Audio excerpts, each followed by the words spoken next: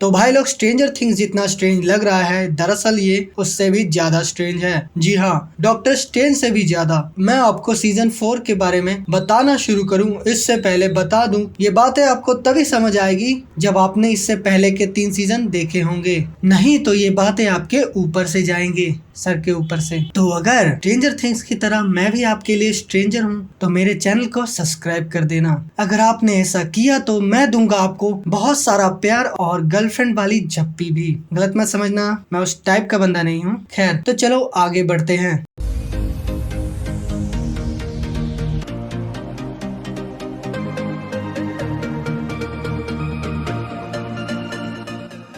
तो सीजन 4 से पहले शॉर्ट में बता दूं कि ये कहानी हॉकिंस नाम के शहर के कुछ बच्चों की है जो दिखते लूजर्स हैं, पर इनकी शक्लों पे मत जाना। इन्होंने बहुत सारे मॉन्स्टर को तो ऐसे ही पेल दिया, वो भी अपने छोटे से शैतानी दिमाग और एक सुपर गर्ल की मदद से। हाँ, मुझे पता है कुछ लोगों को अभी भी ठीक से समझ नहीं आया होगा कि भैया स्टोरी तो मस्त है, पर अभी तक 3 सीजन देख लिए फिर भी ठीक से समझ नहीं आ रहा कि शुरुआत कैसे हुई, कहाँ से हुई, क्यों हुई। तो दोस्तों, ज्यादा कंफ्यूज होने की कोई जरूरत नहीं है। मत दो अपने उस छोटे से दिमाग पर इतना जोर, क्योंकि मैं आपको इन सबको एक्सप्लेन जो करने वाला हूँ। हाँ, मुझे पता है, थैंक यू बोलने की कोई जरूरत नहीं है। चलिए फिर सीधा ओरिजिन पे आते हैं, मेरे नहीं स्ट्रेंजर थिंग्स की। तो 1968 में एक परिवार हॉकिंस सिटी में एक घर खरीद कर रहने लगता है। फैमिली में टोटल 4 मेंबर्स होते हैं, Victor Krill and Miss Virginia Krill और उनके बच्चे एलिस और हेनरी। विक्टर क्रिल का बेटा हेनरी क्रिल बहुत ही सेंसिटिव लड़का होता है और बहुत शांत स्वभाव का होता है, तब तक कि उस घर में वो एक ब्लैक विडो नाम के मकड़े और एक पुराने जमाने की पेंडुलम वाली घड़ी को नहीं देख लेता, क्योंकि उस हिलते हुए पेंडुलम और चलते हुए घड़ी के कांटे को देखकर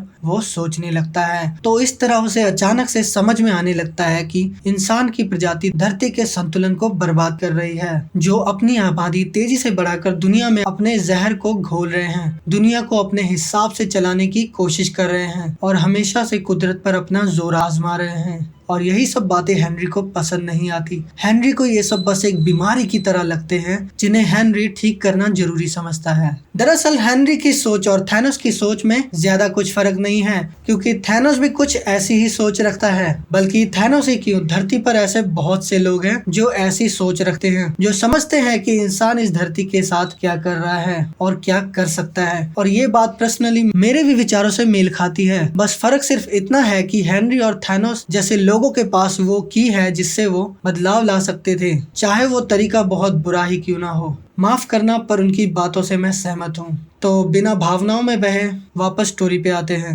हेनरी को लगता है कि ये दुनिया बहुत बेरहम, बेमतलब और बेमकसद है। वो इस दुनिया में चल रहे पागलपन का हिस्सा नहीं बनना चाहता, और जैसे जैसे वो इन बातों को और सोचता है, वो और भी ज्यादा गुस्सा करने लगता है। देन फाइनली वो घड़ी की तरफ देखता हुआ गुस्से में फोकस कर रहा होता है कि अचानक वो घड़ी के कांटे को उल्टा घुमा देता है, और यही से शुरुआत होती है उसके साइकिक पावर्स की। डे बाय डे वो साइकिक पावर्स की प्रैक्टिस छोटे छोटे जानवरों पे करता है और उन्हें मार देता है। एंड देन वो दूसरों के दिमाग के अंदर भी झांकने लगता है, उनकी सोच को पढ़ने लगता है। इसी तरह वो अपने पेरेंट्स के दिमाग को भी पढ़ लेता है, जिस वजह से उसे पता चलता है कि उसके पेरेंट्स ने भी अपनी लाइफ में बहुत बुरे बुरे काम किए हैं। तो बस हेनरी अपनी डिस्ट्रक्टिव साइकिक पावर्स का इस्तेमाल करना शुरू कर देता है और सबसे पहले वो अपनी ही मॉम को बेरहमी से मार देता है। इसी बीच वो अपनी पावर्स का ओवर यूज कर देता है, जिस वजह से वो कोमा में चला जाता है, और जब वो होश में आता है तब वो अपने आप को डॉक्टर मार्टिन ब्रेनर के पास देखता है। दरअसल ये वही डॉक्टर होता है जिसको हेनरी की मॉम ने हेनरी की अजीब बीमारी के बारे में बताया था।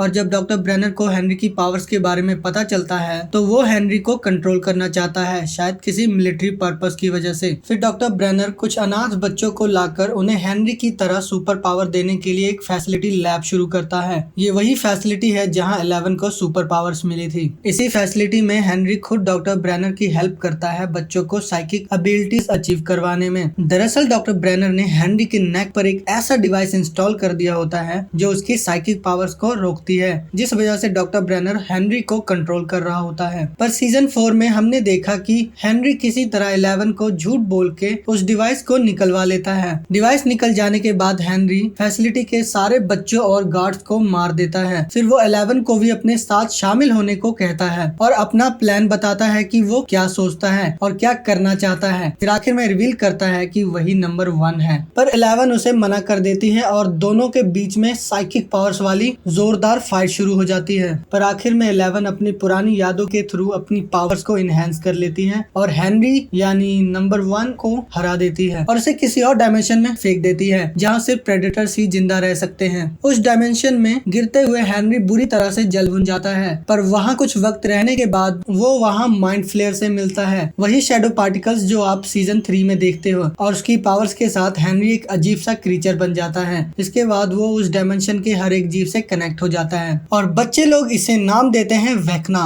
और भाई साहब ये वही dam fucking creepy cruel murder Henry krill होता है जिसे फैसिलिटी ने नंबर 1 का नाम दिया होता है, और ये इतना जला भुना हुआ सिर्फ 11 की मेहरबानी से होता है। दरअसल इसके दूसरे डायमेंशन में गिरने के बाद से ही सारी कहानी सेट होती है सीजन 1 से, जहां फर्स्ट सीजन में हमें बहुत सारे कैरेक्टर्स एक साथ देखने को मिलते हैं, जिसमें से वो 4 इंटेलिजेंट दोस्त और उनमें से एक डस्टिन नाम का जीनियस, और बाकी के अदर कैरेक्टर्स भी कुछ कम नहीं हैं, जहां कुछ समझ नहीं आता कि आगे क्या होने वाला है। फिर अचानक से विल बायर नाम का एक लड़का गायब हो जाता है जो उन्हीं 4 दोस्तों में से एक होता है, जिसके बाद पूरा सीजन उसी बच्चे को खोजने में निकल जाता है। पर इसी के साथ एक और न्यू कैरेक्टर 11 इंट्रोड्यूस होती है जिसके पास साइकिक पावर्स हैं। वो चीजों को हवा में उड़ा सकती है, उन्हें तोड़ सकती है, नुकसान पहुंचा सकती है। दूसरी ओर एक दमदार पुलिस वाला जोनाथन और नैन्सी की जोड़ी सच में यार stranger things rock. Stranger things Netflix की सबसे ज्यादा बार देखे जाने वाली वीडियो बन चुकी है। सीजन 4 को ही अभी तक अप्रोक्स 1 बिलियन घंटे वर्ल्ड वाइड स्ट्रीम किया जा चुका है, वो भी अपने पहले 28 दिनों के अंदर।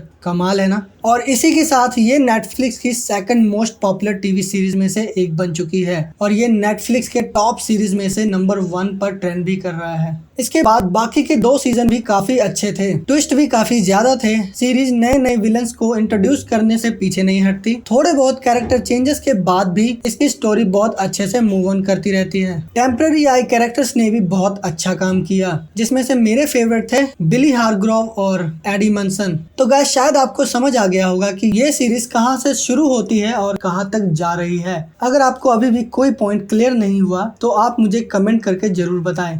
मिलते हैं नेक्स्ट वीडियो में एंड बाय।